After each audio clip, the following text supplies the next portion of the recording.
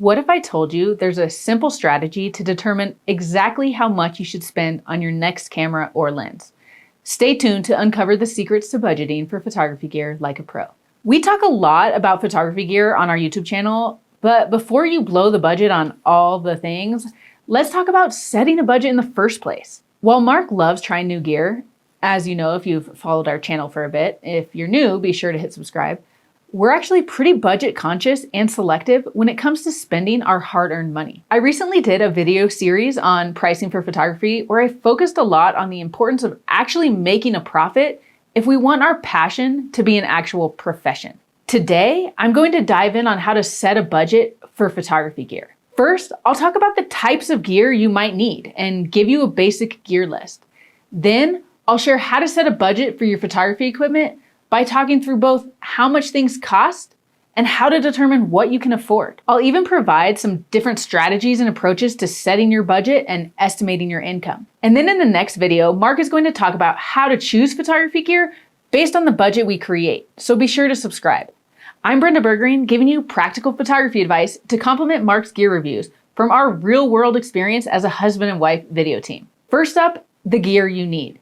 In order to set a budget for photography gear, we have to determine what photography equipment you need. And let's be clear, there's a difference between needs and wants. If you're a professional photographer or aspire to be, your gear is a tool that you use to make money. So what you need is a tool that can make you money.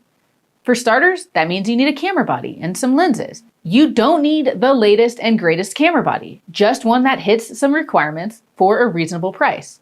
Similarly, you don't need every lens available, just the lenses that will make it possible for you to capture great photos. Keep in mind, someone might make fun of you if you're shooting on a 5D Mark II in 2024, but remember that only 15 years ago, that was the hottest camera on the market and people couldn't wait to get one. I'm not saying get a 5D, but you don't need a Sony A1 or a Canon R3. My personal gear requirements are as follows. And don't worry about writing this all down, I have a downloadable gear list for you. Number one, you need a reliable and durable camera body, possibly one with dual card slots. Number two, you need 1 to 3 lenses depending on your photography genre. It might look something like this: 1 telephoto zoom lens, 1 wide angle zoom lens, and 1 mid-range fast prime. That would cover all the focal lengths you'll need. Alternatively, you might get 2 fast primes that complement each other, like a 35 and an 85. Number 3, you need a backup camera compatible with your other gear. This could be an older generation of your main camera. This is something cheap in case you fall in a lake, just as a backup. Number 4, you need some memory cards. And number 5, a durable camera backpack to transport and keep your gear safe. Number 6, you'll need a basic cleaning kit. And then depending on your photography genre, you might need a flash and a flash trigger, a lightweight light stand, a tripod. You'll also need the following gear: a computer, external hard drives or backup storage, and editing software. If you're just getting started, you'll want to keep it simple with all of that. But if you have some work booked, you'll end up adding other tools such as client management software or gallery delivery tools, and possibly something like a drone or more lenses or light modifiers, depending on your photography genre. The point is this though, don't buy a bunch of gear that's going to sit in your office costing you money, but not earning your money. Start small and only add to it if you can justify the cost. Now, to be transparent, our equipment budget is one of the highest line items on our business expenses. We like having reliable gear that makes our jobs easier. But the important thing is that we can afford it and have built our kit over 13 years in business. Let's move on to setting the budget.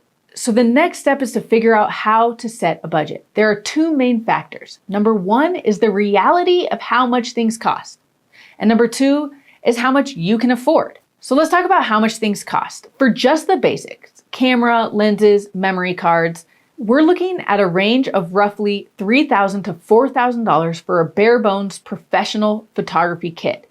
The range will depend on the brand and quality of what you get. And luckily, you can get a lot of great gear used. You can even rent gear if you need it but don't have the budget for it. This again is your bare bones budget. Then you can expand it as you have income to justify the higher costs. We always want an ROI, return on our investment. This means if we're going to spend more money, we want that money to allow us to make more money. Some specialty gear allows you to charge more or get specialty jobs. If you have a cheap kit, you likely won't book an elite job, but having elite gear won't automatically win you the big contract. As I alluded to, Mark and I actually put together an amazing free downloadable guide for setting your photography budget. Download the Money and Gear Guide at berggreenphotography.com/money. I'll put a link below. It includes a gear list, including sample kits for various price ranges. It also dives into creating your total business budget.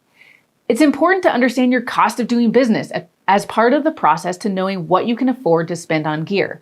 Which brings us to our next section of the video. What can you afford? Your business needs to at least support itself, meaning your income exceeds your expenses. And then the next goal is to actually be able to pay yourself an income. If photography is currently a side hustle and you have another income source, perhaps you don't need to pay yourself yet. Then you just need to make enough money to pay your expenses until you build your client list and build your portfolio. Beginner photographers charge less and therefore make less than those that have been in the business for a while. And the clients know your experience level based on the rates that you charge. Remember, spending a lot of money on gear doesn't make it so that you can charge more. So what is your cost of doing business? In order to set a gear budget, you're going to need to create a budget for your entire business. That means you list everything you need to run your business. This includes equipment maintenance, and computers, but also things like advertising costs, accounting and legal, insurance, license, permits, fees, office supplies and software, phone and internet, websites, travel costs, and taxes. It also includes the cost of goods sold. But those costs, as well as things like sales taxes, only go up as you book more work. So some costs are fixed and some are variable. Then, if you're going to pay yourself, you'll add health insurance, wages, retirement contributions, and more taxes. Once you list out all of your fixed costs and your variable costs, you can get an idea of your total expenses and how much you need to make in order to break even or even turn a profit. Remember, a detailed breakdown of all of this is available on our free Money and Gear Guide, so make sure to download. Let's move on to some strategies for setting the budget. One strategy is to keep your expenses as low as possible so that you don't have to make that much. This is a great plan if you're trying to build a portfolio and don't feel like you can charge a lot yet, or just don't want the pressure. Other photographers will set their dream budget and then build their pricing to make sure they can meet it. For example, you might be really good at running ads on Google, so you spend a lot of money there, but you know you'll ROI on that money spent and book more than enough work to cover those costs. Camera gear, unfortunately, doesn't always work the same. You can't say that you're going to be able to charge more if you add a lens to your kit, unless you actually raise your prices. So one time this might work is by adding a drone and then charging extra for drone photography. It's those specialty things that we were talking about earlier. More experienced photographers are able to use an income budget based on how much money they predict they'll make. The more years you have in business, the more data you'll have to support your estimate of how much money you're able to bring in. Start tracking your numbers early in your business and it'll help your money management as well as your money mindset. Now that you have your business costs, you need to see what it takes to afford your gear, which means you'll need an income budget as well. We set an income budget by listing out all of our various income sources and how much money we'll make from each. If you don't yet have data about how much money you're likely to make, you'll want to back into the numbers. So you'll take your total cost of doing business and then divide that by the number of jobs you think you can book, and that will tell you what you need to charge per job. Or you can divide your cost of doing business by the price you're going to charge, and that'll tell you how many jobs you need to book. As long as the income numbers exceed the expenses, we're good. And then it's time to get to work and make those numbers happen. Then if we exceed those income goals, you might have a wish list of what gear you want to buy next. I promise that'll be much less stressful than worrying about money all the time because you bought more than you could afford. It's also worth considering when to rent. If you don't want more overhead expenses, you can always rent gear for a particular job. So let's say you have a 35 and an 85, and this time you're shooting a church wedding where you know you'll need a longer lens because they won't let you get close to the altar. You could rent a 70 to 200 for that wedding. Or say you normally shoot shorter wedding days, and so you don't need fast lenses for low light. But now you book something where you need better low light performance. You can always rent that more expensive lens for that event. And instead of overhead, you have a one-time cost covered by a paid event. One-time costs do add up, and eventually you'll want to build up enough cash flow to purchase your gear. I hope all that helps you set a budget for your photography gear. Get the Money and Gear Guide at bergenphotography.com/money.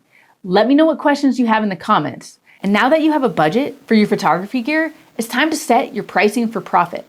I'll see you in that video.